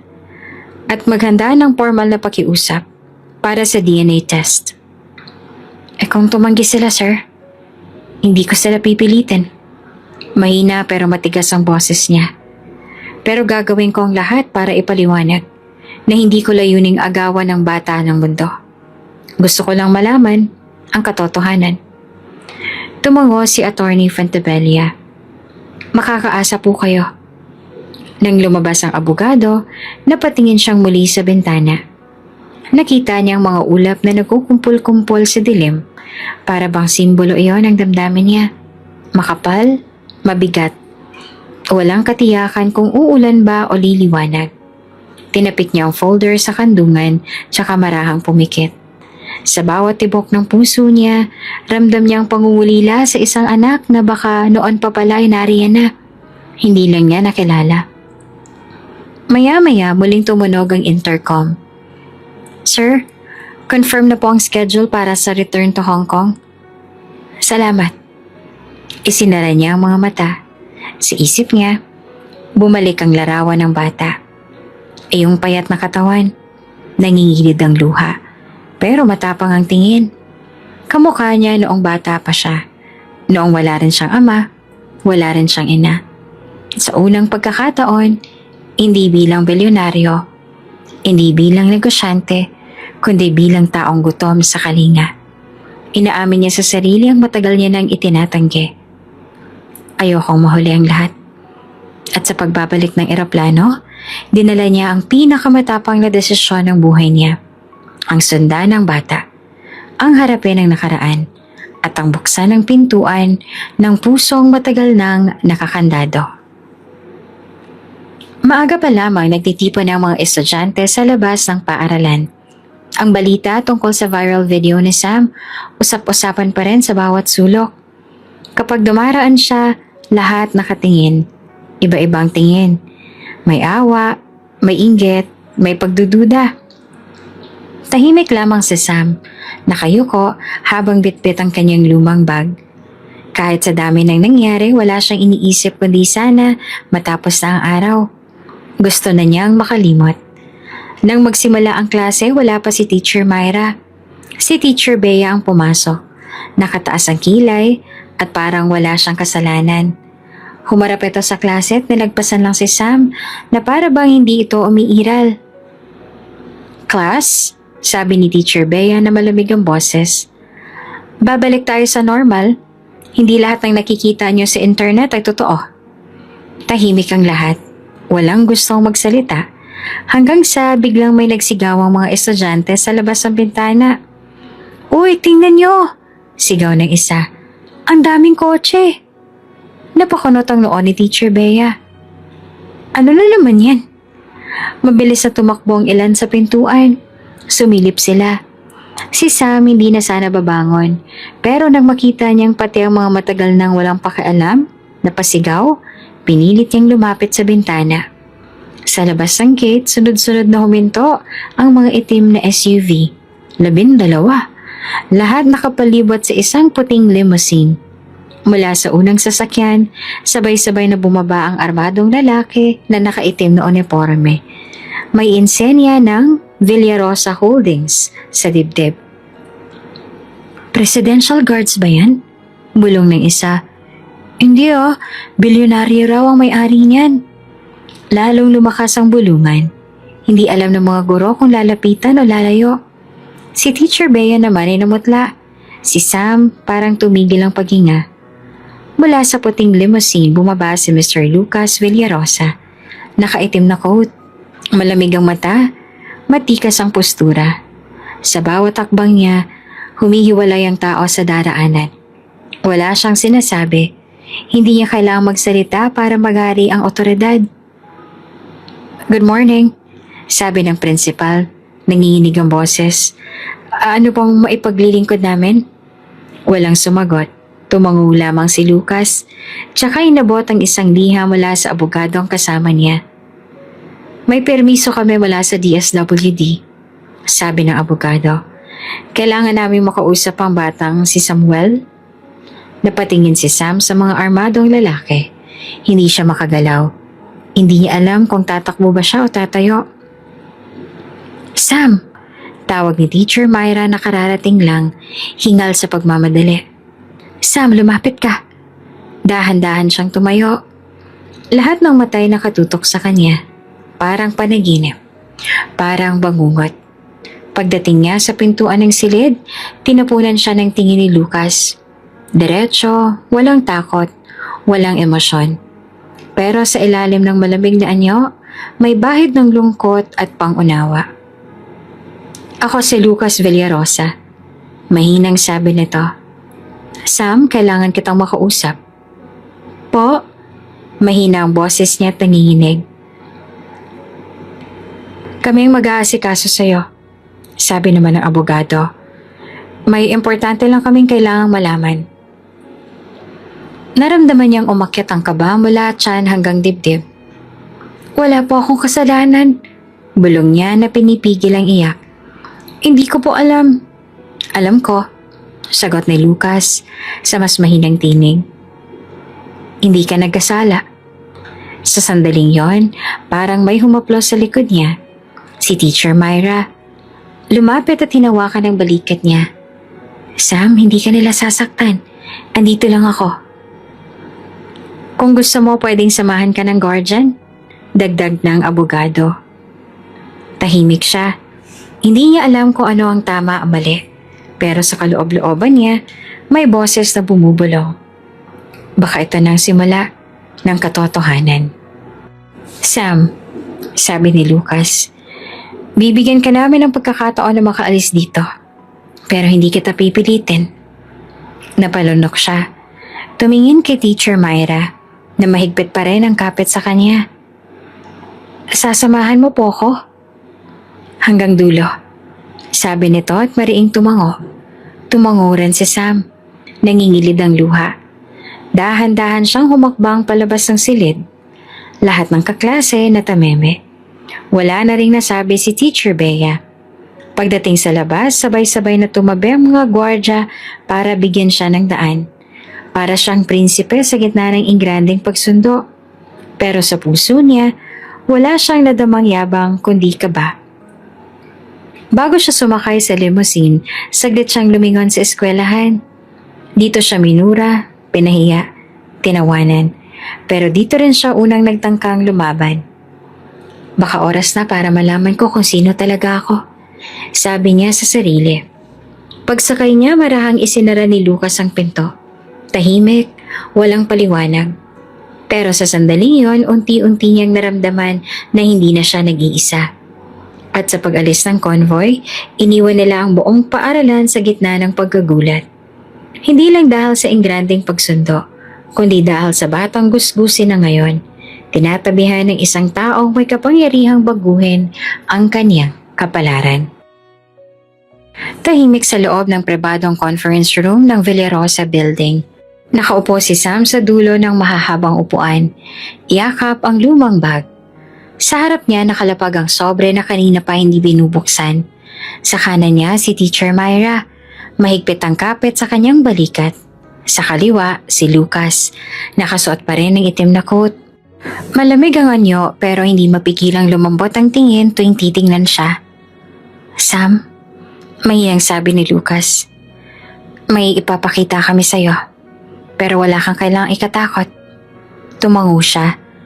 Kahit hindi niya lubos na iintindihan ang nangyayari, hindi niya alam kung bakit siya dinadala sa mga opisina, pinapakain ng masarap, at binibigyan ng mainit na kumot. Basta ang alam niya, ibang-iba ito sa mundo niya dati. Bumukas ang pinto. Pumasok si Attorney Fentebella, hawak ang makapal na folder. Tahimik nitong inabot kay Lucas. Sir, sabi ng abogado, lumabas na po ang resulta ng DNA test. Napatingin si Sam. Humigpit ang kapit niya sa bag. Hindi siya makapagsalita. Parang ayaw niyang marinig ang anumang sasabihin. Marahang binuksan ni Lucas ang folder. Tumigil siya saglit. Huminga ng malalim. Pagkatapos, tumayo siya at lumapit kay Sam. Inilapag niya ang papel sa mesa sa harap nito. Sam? Mahina pero matatag ang boses niya. Ikaw ang anak ko. Hindi niya agad naunawaan ang sinabi. Tinitigan niya si Lucas. Nagbabaka sakaling mali ang dinig niya. Ano po? Halos pabulong. Ikaw ang anak ko. Ulit pa ni Lucas. Bahagyang namamanhid ang boses. Matagal kitang hinanap. Hindi ko alam na ipinagpatuloy ng nanay mong pagbubuntis kahit hindi na kami nagkasundo. Napakagat siya ng labi. Hindi niya alam kung matutuwa ba siya o matatakot. Biglang bumigat ang dibdib niya. Ang tagal niyang inasam na may umako sa kanya. Pero ngayong nasa harap niya ito, hindi niya alam kung karapat-dapat ba siya. Lumapit si Teacher Myra. Pinunasan ng luhang hindi niya namalayang tumulo. Sam, totoo ang lahat, sabi nito. Nanginginig ang tinig.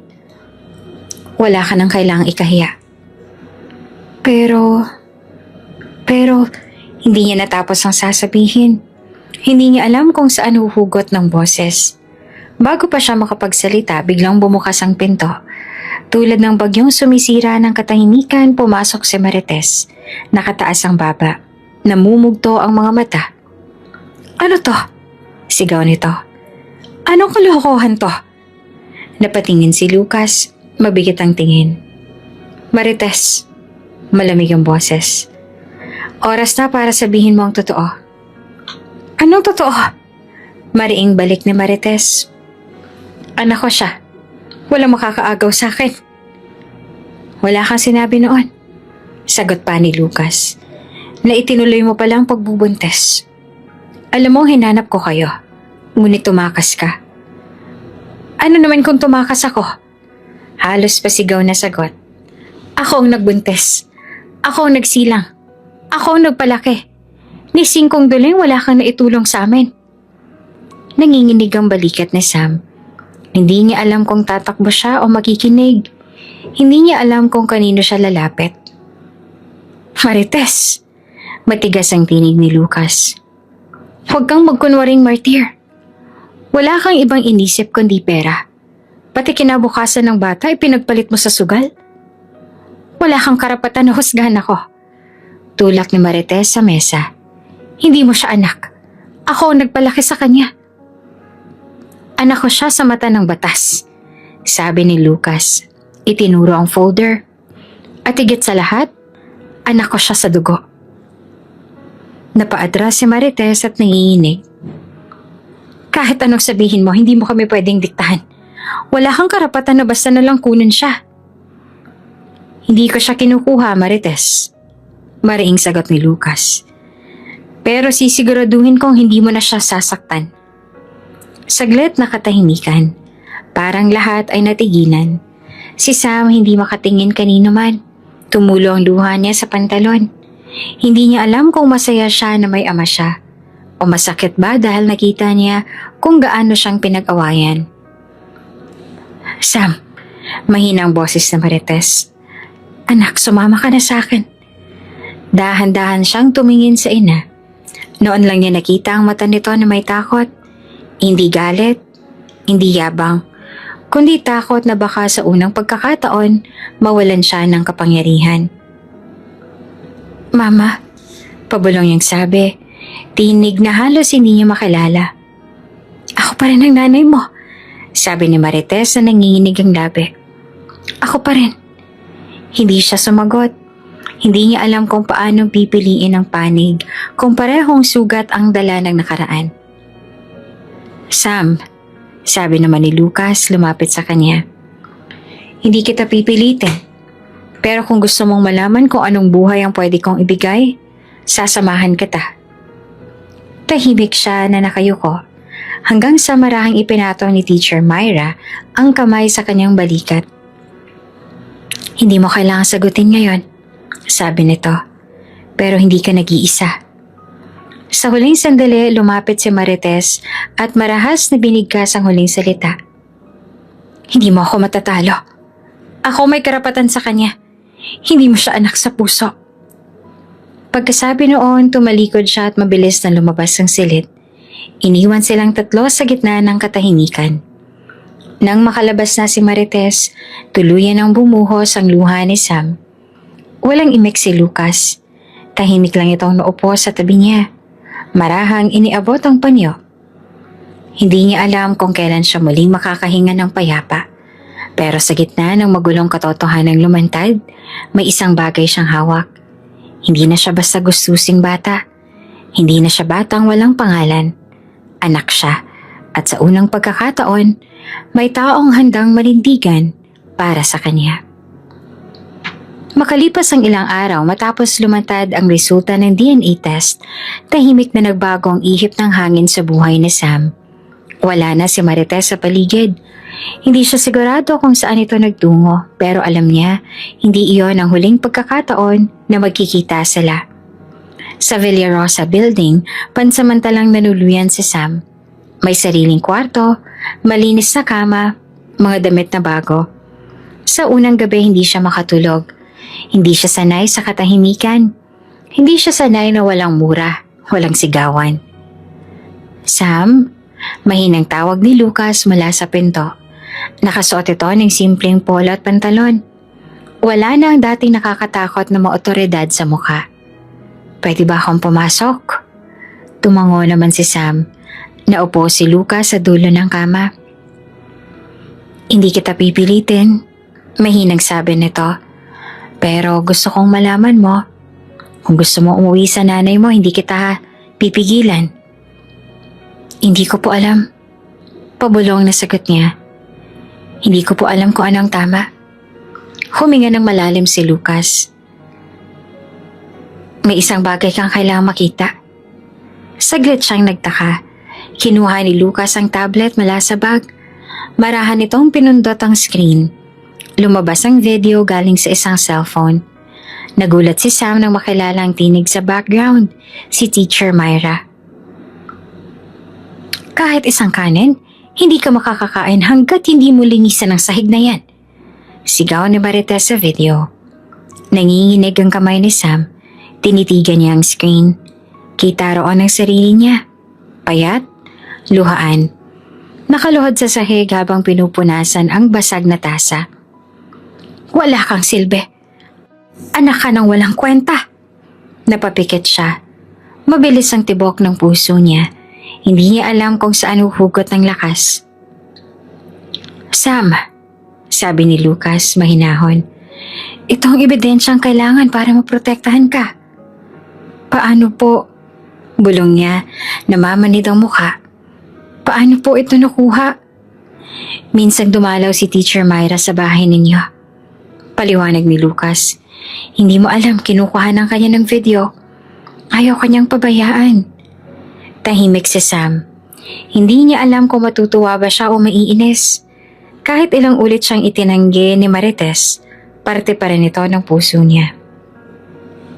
Pero sa harap ng malinaw na katotohanan, hindi na siya pwedeng magbulag-bulagan. Kinaumagahan dumating ang opisyal ng DSWD sa opisina ni Lucas. Kasama nila si Teacher Myra bilang witness. Sa conference room naupo si Sam sa tabi ni Lucas habang binubuksan ang mga dokumento. Ma'am Marites, sabi ng opisyal nang dumating si Marites. Mukhang hindi natutulog ng ilang araw. Nakatanggap po kami ng formal na reklamo tungkol sa pang-aabuso sa bata. Ano? Singhal ni Marites. Paninira na naman to. Tahimik na pinatugtog ng opisyal ang video. Nag-echo ang boses na Marites sa buong silid. Wala kang kwenta. Kahit kailan, hindi ka magiging anak ko. Nanlaki ang mga mata ni Marites. Sandali siyang namutla. Pilit niyang tinakpan ng bibig niya. Parang hindi siya makapaniwala na nadokumento ang lahat. Hindi totoo yan. Sigaw niya. Pinagtagpi-tagpi niyo lang yan.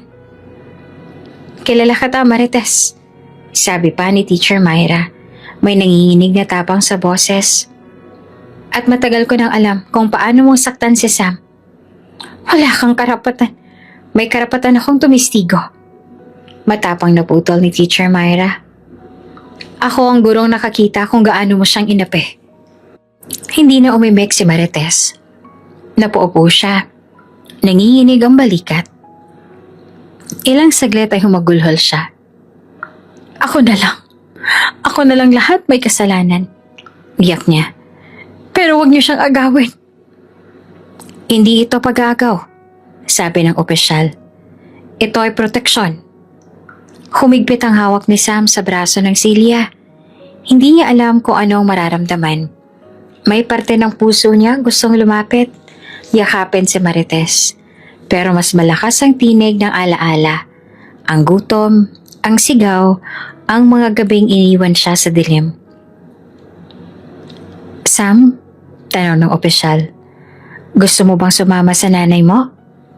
Tahimik siya, dahan-dahang umiling.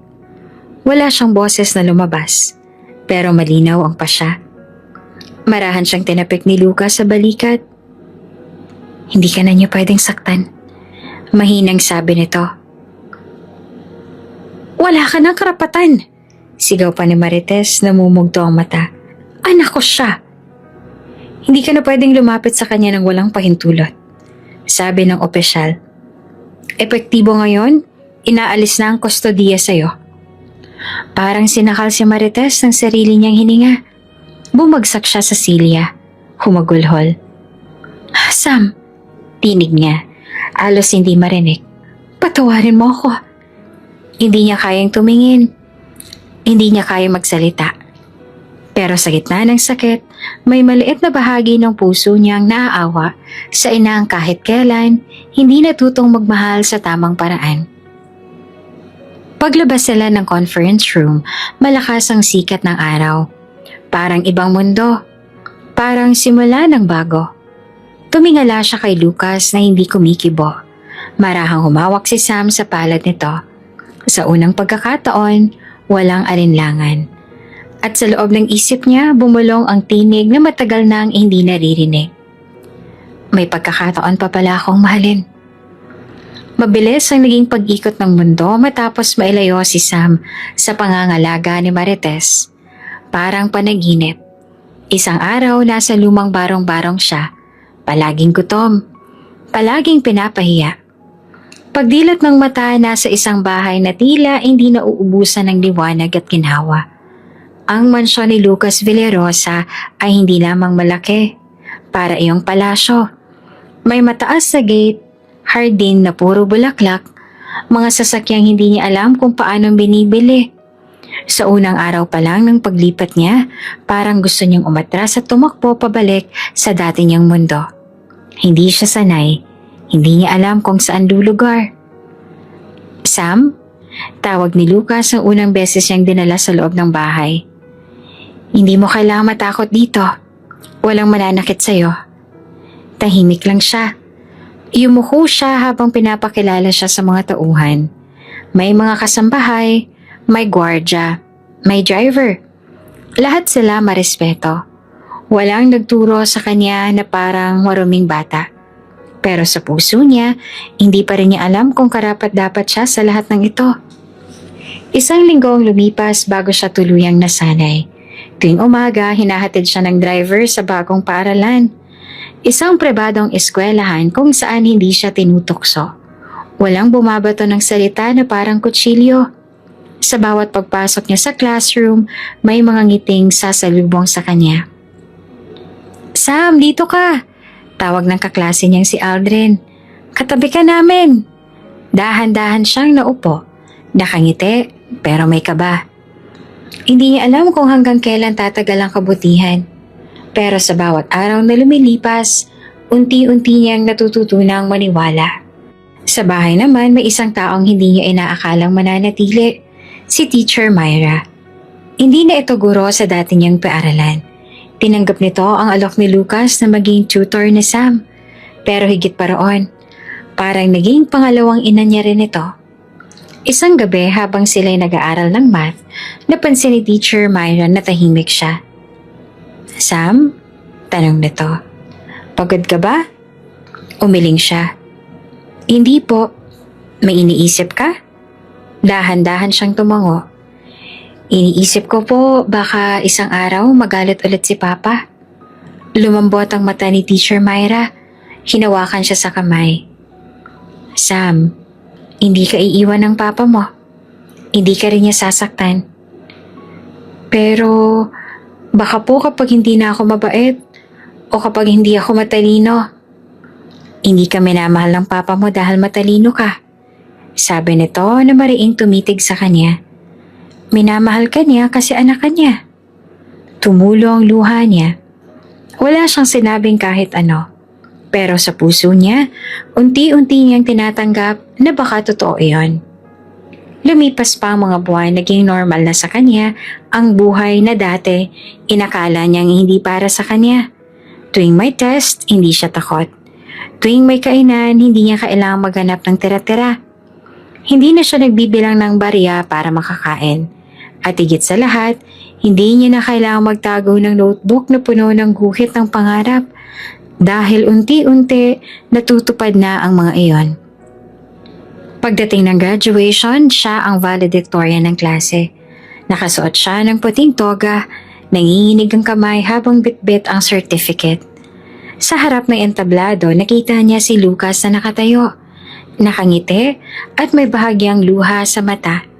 Nasa tabi nito si Teacher Myra. Palakpak ng palakpak. Sam Villarosa, sigaw ng announcer, with highest honors. Bumuhos ang palakpakan. Hindi niya alam kung saan huhugot ng lakas para lumakad. Pero sa sandaling iyon, pinikit niya ang mata at naaalala ang batang gusgusin. Nakaluhod sa sahig ng barong-barong. Umiiyak dahil walang gustong kumilala sa kanya. Ito na ba yon? Tanong niya sa sarili. Pag-akit niya sa entablado, tinapik siya ni Lucas sa balikat. Anak, sabi nito na mahina pero buong buo. Ipinagmamalaki kita. Hindi niya napigilang umiyak. Wala siyang pakialam kung tinitingnan siya ng buong eskwelahan. Wala na siyang pakialam kung dati siyang tinatawag na cheater, anak ng katulong, walang silbi. Dahil ngayong hawak niya na ang diploma, alam niya kung sino siya. Si Sam, anak, karapat-dapat. Sa huling bahagi ng programa, binigyan siya ng pagkakataong magsalita. Maraming salamat po, pabulong niyang panimula. Salamat sa lahat ng naniwala. Kahit wala akong kayamanan, kahit wala akong pangalan. Napatingin siya kay Teacher Myra. Salamat po ma'am kasi kayo po ang unang nagsabi na may halaga ko. Pagkatapos tumingin siya kay Lucas. Salamat po kasi hindi niyo ako tinuring na ibang tao. Tumunog ang palakpakan. Hindi niya alam kung kailan siya muling iiyak ng ganito. Hindi dahil sa sakit, kundi dahil sa tuwa. Sa gabing yon, habang nakaupo siya sa garden ng mansyon, pinagmamasdan ng mga bituin. May marahang akbang na lumapit sa kanya. Si Lucas. May dalang maliit na kahon. Sam, sabi nito, graduation gift. Binuksan niya. Isang simpleng kwintas sa may pangalan niya sa gitna. Hindi ito ginto, hindi mamahalin. Pero iyon ang pinakamahalagang regalong natanggap niya. Salamat po, mahina niyang sabi. Hindi mo kailangang magpasalamat, sagot ni Lucas. Karapatan mo yan. At sa unang pagkakataon, hindi na siya nagtanong kung tatagal ba ang kabutihan. Hindi na siya natakot na baka magbago ang lahat. Dahil ngayon, alam niya, hindi na siya mag-isa. Lumipas ang 7 tahimik na taon mula na maghiwalay ang mga landas nila ni Marites. Sa lahat ng panahon na iyon, tahimik na binuo ni Sam ang sariling buhay kasama si Lucas at si Teacher Myra. Wala na siyang naging balita sa dating ina. Ni minsan hindi siya nakatanggap ng sulat, tawag o anino ng paghingi ng tawad. Hanggang sa isang araw, habang nasa library siya ng universidad, biglang tumunog ang cellphone niya. Ang pangalan sa screen, Mang Roel. Sam, sabi ng matandang janitor na mahina ang tinig. Pasensya ka na kung naistorbo kita ha. Pero si Marites, nasa ospital. Nanigas ang katawan niya. Parang biglang bumalik ang lahat ng alaala. Ang gutom, ang sigaw, ang malamig na tingin. Ano pong nangyari? Kidney failure daw, sabi ni Mang Roel. Wala nang pondo. Wala na ring ibang kamag-anak. Hindi agad nakasagot si Sam. Ilang saglit bago siya makahinga. Pagbaba ng tawag, nahihinig ang kamay niyang itinabi ang cellphone. Sa kaloob-looban niya, may tinig na nagsasabing wala siyang obligasyon. Pero may isa pang tinig na mas mahina, mas matagal na ang nakabaon. Anak ka pa rin. Nang makauwi siya sa mansyon, naabutan niya si Lucas na tahimik, nakaupo sa hagdan, namumutla. Sam? Tawag ni Lucas at lumapit. Anong nangyari? Si Mama. Mahinang sabi niya. Nasa ospital. Wala na raw pong kidney donor. Tahimik si Lucas at naupo sa tabi niya, saglit na tumingin sa malayo. Alam mo, hindi mo kailangan gawin ang iniisip mo. Gusto ko pong tumulong. Bulong niya. Kahit hindi niya sinabi, alam kong walang ibang tutulong sa kanya. Hindi kita pinipigilan. Sabi ni Lucas. Malamig pero may halong pag-aalala.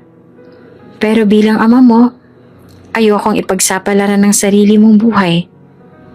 Alam ko po, sabi naman ni Sam. Namumuo ang luha. Pero baka ito na lang tanging pagkakataon kong matulukan lahat. Nagtagpo ang mata nila. Hindi siya pinigilan ni Lucas sa huli. Pero habang pumipirma siya ng mga dokumento sa ospital, marahang tinapik ni Lucas ang balikat niya at sinabi, "Huwag kang magpapaalipin sa konsensya, anak.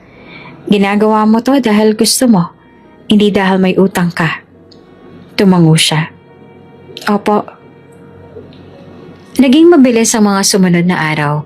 Isinailalim siya sa tests. Ipaniliwanag ng mga doktor ang risk. Inulit ang tanong kung sigurado ba siya at hindi nga siya nag-atubili. Kailangan manatiling kumpidensyal ang identity ng donor, sabi ng head surgeon. Sumang-ayon na rin ang pasyente. Salamat po, sabi naman ni Sam. Hindi niya na idinagdag iyon, mismo ang gusto niya. Ayaw niyang malaman ni Marites. Ayaw niyang isipin niyang utang na loob pa nito ang buhay. Dumating na nga ang araw ng operasyon. Habang hinihintay siya sa pre-op room, mahigpit ang hawak niya sa maliit na kwentas na bigay ni Lucas noong graduation. Pinikit niya ang mata at marahang huminga. Hindi ko alam kung tama ba to, sabi niya sa isip. Pero gusto ko lang matapos ang lahat. Makalipas ang ilang oras, nagising siya sa recovery room. Mahina ang katawan. Mabigat ang bawat paghinga. Pero magaan ang dibdib niya. Para bang may pinutol na tanikala na matagal niyang pasan. Pumasok si Lucas, may dalang prutas at malumanay na titig. Naupo ito sa tabi niya. Mabuti ang operasyon. Matatag ka. Salamat po. Mahina niyang sagot. Tinanong ako ng doktor kung sigurado ka ba. Sabi ni Lucas, may bahagyang ngiti. Sabi ko, hindi ka na mapipigilan, tulad ng dati. Hindi siya nakasagot. Pinikit niya ang mata. Nakatulog siyang magaan ang puso, kahit masakit ang sugat. Kinabukasan nakatanggap si Lucas ng tawag mula sa social worker ng ospital. Ipinapaabot lang po namin, sabi ng babae sa kabilang linya, na successful ang naging transplant. Nagising na ho si Marites at hindi niya alam kung sino ang donor. Salamat, maikling sagot pa ni Lucas. Pakiingatan ng impormasyon. Makakaasa po kayo. Pagkatapos ng tawag, pumasok siya sa silid ni Sam. Tahimik itong nakahiga. Mahina pa rin pero payapa ang muka. Sam, sabi ni Lucas sa mahinahon. Natapos na. Salamat po, pabulong niyang sabi. Wala ka nang kailangan gawin pa. Dagdag pa ni Lucas. Tapos ng obligasyon mo. Kung may hiling ako, sana pagkatapos ito, piliin mo ng sarili mo. Saglit na tumulo ang luha ni Sam. Pinahid niya iyon bago tumingin sa ama. Opo, bulong niya. Pipilitin ko.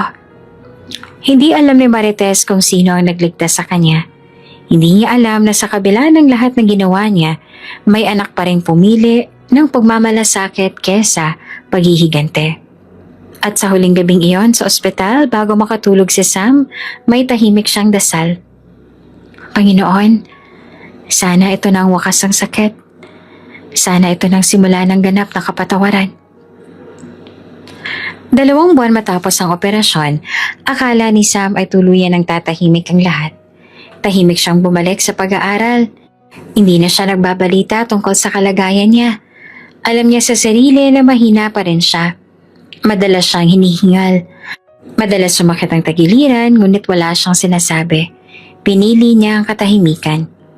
Isang umaga habang nakaupo siya sa study area ng mansyon, dumating si Teacher Myra na may hawak na cellphone.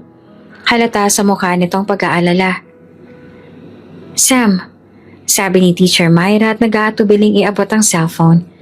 Pasensya ka na, pero kailangan mong makita ito. Tinanggap niya ito.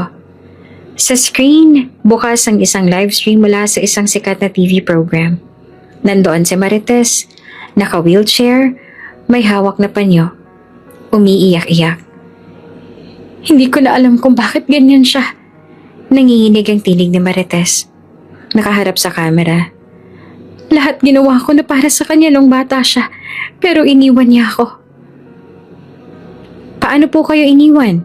Tanong ng reporter, kunwaring mahinahon. Na hindi nga siya dumadalaw sa ospital. Sigaw ni Marites na humahagulhol. Wala siyang puso. Walang utang na loob. Wala po ba kayo natanggap na tulong mula sa kanya? Tanong ulit ng reporter. Wala. Mariing sagot ni Marites. Na isang kusing wala. Ngayon, sakit na sakit ang katawan ko. Wala man lang nag-aalaga sa akin. Tahimik lamang si Sam. Hindi niya alam kung ano ang dapat maramdaman. Galit, awa, o pagod. Pakiramdam niya pinipiga ulit ang puso niya sa paraang akala niya ay nalampasan na niya. Sam, mahinang sabi ni Teacher Myra. Pwede mo nang ipaliwanag ang totoo. Umiling siya. Pinikit niya ang mga mata. Wala rin namang maniniwala. Mahina niyang sabi. Tsaka, baka mas lalo lang siyang mapahiya kapag nalaman. Hindi mo siya kailangang protektahan. Mariing sabi ni Teacher Myra. Hindi mo obligasyon. Alam ko po. Bulong niya, pilit na ngumiti. Pero ayoko ho ng gulo. Isinara niya ang video. Tahimik na isinandal ang ulo sa upuan. Sa labas ng bintana, tanaw niya ang malawak na hardin na dati pangarap lang niya. Ngunit kahit ganoong kaganda ang paligid, hindi pa rin nawawala ang hapdi sa loob. Makalipas ang ilang araw, dumating si Lucas. Galing ito sa business trip. Nang makita siya, saglit na napatigil ito. Parang tinatansya kung okay siya. Napanood ko. Mahinang sabi ni Lucas. Naupo sa tabi niya. Ayoko sanang makita mo. Wala na po, sabi niya, mahinang tinig. Masakit pero sanay na ako. Lumalim ang titig ni Lucas. Alam mo Sam, hindi mo kailangang magsakripisyo ng sobra para lang tanggapin ka. Hindi naman po para tanggapin. Mahina niyang tugon, pilit na ngumiti. Gusto ko lang kahit papaano, maging proud siya. Hindi ka na ba napapagod? Tanong ni Lucas, may bahagyang panginginig sa boses. Tahimik siya tsaka dahan-dahang tumango. Pagod na po. Hindi alam ni Lucas kung anong isasagot. Saglit silang nanahimik. Magkatabi habang dumadaan sa isipan ni Sam ang lahat ng alaala. Mula sa barong-barong na tinubuan niya ng sugat hanggang sa mansyon kung saan natutunan niyang kaya pa palang magmahal ng hindi binibili. Nang gabing iyon habang nakahiga siya, hindi niya maiwasang isipin. Bakit kahit ibigay mo na lahat, hindi ka pa rin sapat sa ibang tao? Pinikit niya ang mga mata. Humigpit ang hawak niya sa maliit na kwenta sa dibdib. Hindi alam ng mundo na sa mga huling buwan na yon, palihim nang bumibigat ang katawan niya. Bumabagal ang tibok ng puso niya at tinatanggap niyang baka hindi siya tumagal. Pero kung ito ang kabayaran para matuldukan ng galit, sabi niya sa isip, tatanggapin ko. At sa huling sandali ng gabi, bago siya makatulog, mahina siyang umusal. Patawarin mo ako kung hindi ako naging anak na gusto mo. Pero sana, kahit minsan, maging proud ka. Hindi alam ni Marites na ang batang itinakwil niya, ang batang inapit siniraan, ang siya ring nagbigay ng ikalawang buhay niya. Kapalit ng huling lakas ni Sam. Makalipas ang 3 buwan, dumidilim ang mga bintana ng mansyon. Sa kwartong iyon, sa ikalawang palapag nakahiga si Sam. Maputla, payat na payat pero payapa ang muka. Wala ng mga makina, wala ng gamot. Pinili niyang umuwi at doon tapusin ang lahat. Si Lucas, tahimik na nakaupo sa tabi ng kama. Hawak ang kamay ng anak na pinakamamahal niya. Ang batang kahit kailan, hindi humingi ng kapalit sa bawat kabutihang ibinuhos. Sam, bulong niya, halos hindi naririnig. Kung may paraan lang na kunin ko lahat ng sakit mo. Ngumiti si Sam. Mahinang ngiti. Pilit niyang binuka ang bibig. Salamat, Papa. Wala nang ibang salita. Isang mahinang hinga, pagkatapos tuluyan ang nawala ang init sa kamay niya. Tahimik na bumagsak ang luha ni Lucas. Wala siyang isinumpang salita. Hindi siya nagalit sa langit. Tinanggap niya na ito ang huling tadhana ng anak niya. Pero sa kaloob-looban niya, ramdam niya ang bigat ng kawalan. Kinabukasan sa simpleng burol, dinalaw si Sam ng mga taong hindi niya akalaing darating. Mga dating kaklase, guro, kapitbahay na nakapanood ng viral video, lahat iisa ang sinasabi. Isa siyang mabuting tao. Sa tabi ng ataol nakatayo si Teacher Myra. Hawak niya ang graduation photo ni Sam. Nakangiti, may medalya, nakasuot ng puting toga. Pinahid niya ang luha bago marahang inilapag ang larawan sa ibabaw. Patawad kung hindi agad kita na ipagtanggol. Bulong niya. Salamat kasi tinuro mo sa aming lahat kung anong ibig sabihin ng tunay na kabutihan. Ilang araw pagkatapos ng libing, isang tauhan ng ospital ang pumunta sa maliit na inuupahang silid ni Marites. May dala itong sobre. Ano to? Tanong ni Marites na naguguluhan. Ma'am, iniwan po ito para sa inyo. Records ho ng donor, sabi ng lalaki. Ayaw na sana niyang buksan, pero sa huli, bumigay din siya sa kuryosidad. Unti-unti niyang binuklat ang papel. Nang mabasa ang pangalan, parang may sumabog na bomba sa dibdib niya. Donor name, Samuel Villarosa. Nanlaki ang mga mata niya. Nalaglag ang papel sa sahig. Hinabol niya ang hininga. Umupo siya sa gilid ng kama. Nanginginig ang buong katawan. Hindi. Bulong niya at nangilid ang duha. Hindi. Dumapo sa alaala niya ang lahat. Ang interview niya sa telebisyon. Ang mga salitang inihagis niya sa anak na hindi na lumaban. Ang paninirang wala namang katotohanan. Hindi niya alam kung ilang minuto siyang naupo roon. Hindi makagalaw. Hanggang sa tuluyang bumigay ang luha at umagos sa pisngi. Sam! Sigaw niya. Basag na basag ang boses. Anak ko, patawarin mo ako. Ngunit wala nang sumagot. Wala nang maaabot ang pagsisisi niya. Sa mga sumunod na linggo, tahimik si Marites. Wala siyang mukhang ihaharap kahit kanino.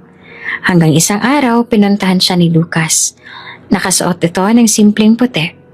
Wala ang dating lamig sa mata nito. Tanging lungkot na lamang ang naroon. Marites, sabi ni Lucas ang mahinahon. Nagtayo ako ng foundation sa pangalan ni Sam. Scholarship para sa mga batang mahihirap na gustong mag-aral. Hindi siya makatingin. Salamat. Mahina niyang sabi na halos hindi lumalabas ang boses. Kung handa ka na, pwede kang magtrabaho doon. Hindi bilang kapalit, hindi bilang kabayaran. Ngunit bilang paraan para mabigyan mo ng saysay ang mga huling taon niya. Humagulhol si Marites. Tumulo ang sipon at luha. Wala siyang lakas na magkunwaring hindi niya kasalanan ng lahat. Tumango siya at nanginig. Gusto ko. Bulong niya. Gusto ko. At sa unang pagkakataon, marahang lumapit si Lucas. Hindi para patawarin siya, kundi para tapusin ang lahat ng galit na walang saysay. Lumipas ang mga buwan, binuksan ng Sam Villarosa Foundation. Sa inauguration, maraming batang dumalo. Mga batang marurungis, pawisan, pero may ningning sa mga mata. Sa likod ng entablado nakatayo si Marites. Nakasuot ng simpleng blouse. Tahimik lang. Hindi siya lumapit sa mikropono. Hindi siya nagsalita. Pero sa loob-loob niya, may isang tinig na paulit-ulit. Anak, sana kung nasan ka man, makita mong ginagawa ko ito. Dahil sana kahit huli na, maging proud ka naman. Kahit minsan. At habang pinagmamasdan niya ang mga batang nag-aaral, sa kanya naramdaman na iyon ang una at huling pagkakataon na tunay siyang naging ina. Kung Kung bago ka pa lang sa channel na ito, mga kwento ni Ate Jane, Istorya Mo, Ikwento Ko, huwag kalimutang pindutin ang notification bell at subscribe button.